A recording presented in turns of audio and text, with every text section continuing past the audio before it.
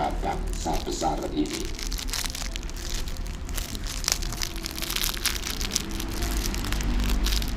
Bagaimana kita dapat menghargai bumi Nusantara jika kita buta dan tidak mau peduli apa yang terjadi di zaman dulu, apa dan bagaimana saja perjuangan para leluhur besar di masa silam?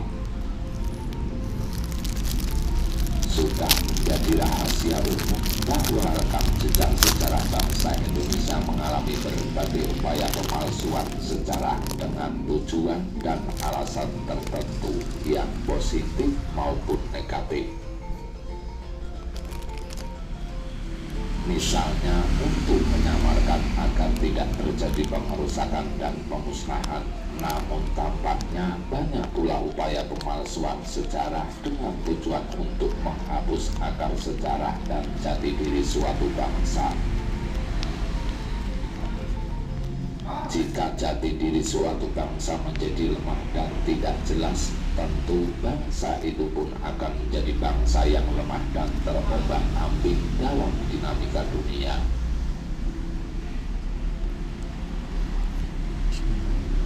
Menjadi bangsa primitif, tidak mempunyai prinsip tegas dan jelas, serta menjadi bangsa miskin, bangsa yang kehilangan arah dan tujuan karena selalu minder tak ada sesuatu nilai orisinil bisa dibanggakan.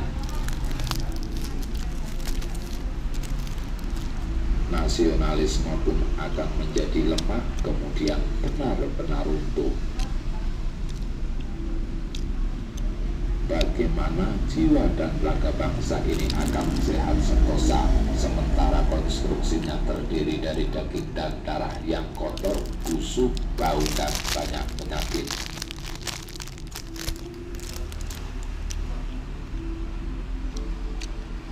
Berkali-kali saya pribadi melihat suatu kebenaran sejarah yang membuktikan keagungan penduduk asli Nusantara dalam spiritualitas, seni, budaya, politik, dan ekonomi. Tetapi sengaja maupun tidak justru ditutup-tutupi dengan cadar agama, bahkan dengan kekerasan fisik, ancaman-ancaman dogmatis, dengan tindakan-tindakan anarkis, dengan kekuatan dan kekuasaan yang legal maupun ilegal. Banyak pula yang berani mengklaim diri sebagai pahlawan yang mengaku paling suci dan dijamin menjadi ahli surga, dan mengaku membawa obor kehidupan dilengkapi dengan bom penghancur dunia kegelapan, serta mengaku sebagai pembawa tongkat penegak kebenaran. Di mata masyarakat, tindakannya hanya mengesankan sebagai wujud tindakan jahiliyah atau bodoh, dengan disertai wajahnya yang menyiratkan nafsu angkara murka, ironis sekali.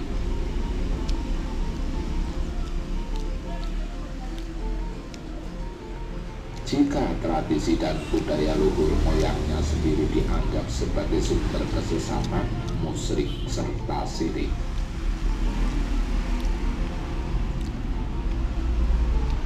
untuk itu budaya adiluhung sendiri harus dihina-hina dan dihancur leburkan agar tidak mengganggu sepak terjang para pengaku utusan Tuhan.